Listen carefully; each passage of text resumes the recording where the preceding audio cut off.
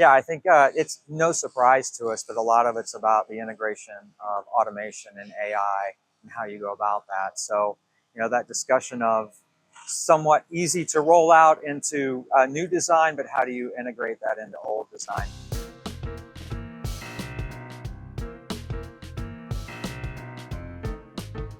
Everybody's still trying to figure out what the return really is on that. Obviously, initial results are it's positive.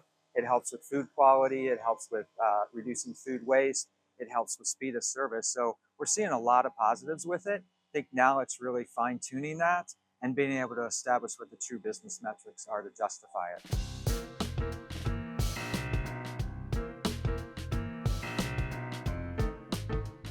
Yeah, I think in addition to the AI, it's really around automation and robotics, how they make decisions on how to pull that into their business, how you implement that and integrate it truly so it's helping support it, not only from the operations side, but to make sure that they don't lose what their brand experience is and what they want their customers to see and be a part of when they're actually in the space.